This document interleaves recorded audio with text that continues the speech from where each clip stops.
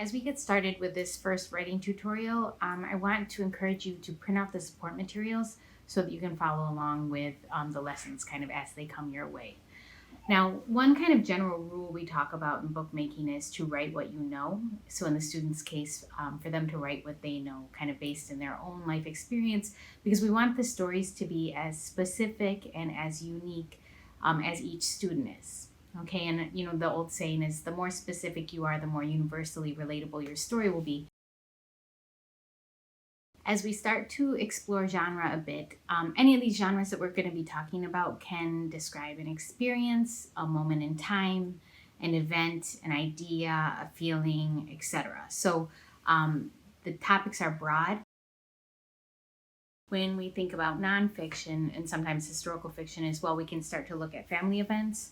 This beautiful book, Dreamers by Juji Morales, talks about her immigration journey with her son and how she found kind of freedom in books and in the library as she entered kind of this scary new world in this big, vast, often intimidating new world.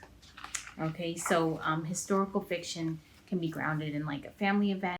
Some students might be inclined to do a biography. Okay, so I would encourage them to think about people maybe who haven't had their biography told quite so many times.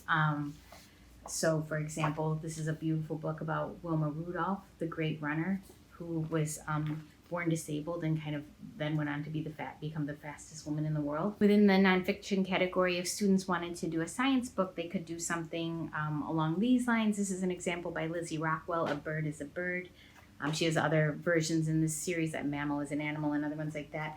But kind of beautifully told descriptions about what makes a bird different from other animals. So if nonfiction or if science is of interest to your student, finding a way to tell a simple story can be really effective in this form with the illustrations. Your dreams and your fantasies are also part of what we know, okay, and what they know and what they can relate to. So we definitely don't want to limit this concept of write what you know to being grounded in our day-to-day reality, our nonfiction reality. We want to encourage students, if they feel inclined, to also kind of go in the fantasy route or go in the imaginative route as well. For example, if we want to start with fantasy, the book Extra Yarn kind of talks about a young girl named Annabelle who comes across a box of yarn that ends up being limitless. Okay, and it starts out in this dark world, and she starts kind of knitting for people, and it kind of shows how as she knits, she's able to kind of fill her world with color, and the box of yarn, the yarn never runs out until it's taken by the wrong person. If you have a student who's particularly interested in poetry and is a poet themselves, they may want to use their poem as their story. So one thing you can do with the book is to illustrate a poem, stretch the poem through the entire book. Okay, so this poem is written by Derek Barnes, illustrated by Gordon C. James. It's kind of, in essence, a poem devoted to Black boyhood and the beauty of that. Okay, so if your student is inclined to poetry, they may want to take their poem, stretch it across the entirety of the book, and then illustrate it page by page. So a concept book is kind of when you take one idea and you explore different aspects of that one idea. So for example, Love Makes a Family. This is not a book that has a central character or even like a narrative arc of a beginning, a middle, and an end, but it just shows very different aspects of what love means and what love looks like. Love is baking a special cake. Love is knowing where everything is. Okay, so this is not a book that has this kind of arc or any kind of climactic drama or anything like that, but it explores the concept of love.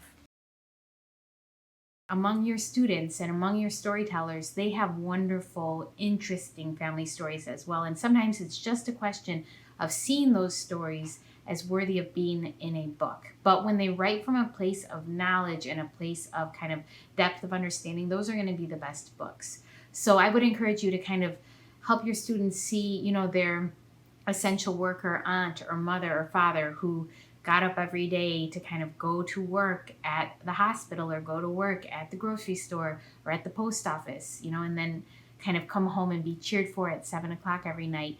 that's a great story. That's an important person. That's an important family story. Or a story of immigration, in our city of immigrants. All of these stories kind of tell critical parts of what our world is made out of, and those are student stories. Kind of going to take you through this exercise, finding your story and finding your character, just so that your students can kind of have a broad swath of ideas to choose from. But the main thing is kind of write what you know.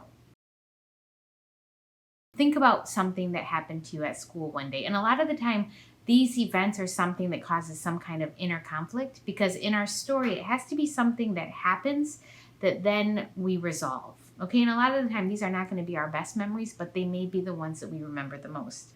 A fear that you confronted, or a fear that you avoided. A lot of our stories and a lot of our lives have a lot to do with fear, and they make for great stories. And so these are just prompts. And if you have your own prompts that you think will get your students going better, something like that, okay?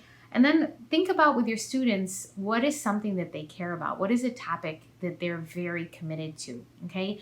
Is it racial justice? Is it climate change? Is it homelessness? Picture books are meant to be read aloud. So that means that if your book is for a very young child or for a middle grade reader, if you're making a picture book, the size of these books, they are intended to be read aloud. So that means that as you're working through the process, it is really important for your student to get into the practice of reading their story aloud. Okay, because chances are, if it is really hard for them to read aloud, or really exhausting for them to read aloud, or boring for them to read aloud, that is also how the reader is going to experience it.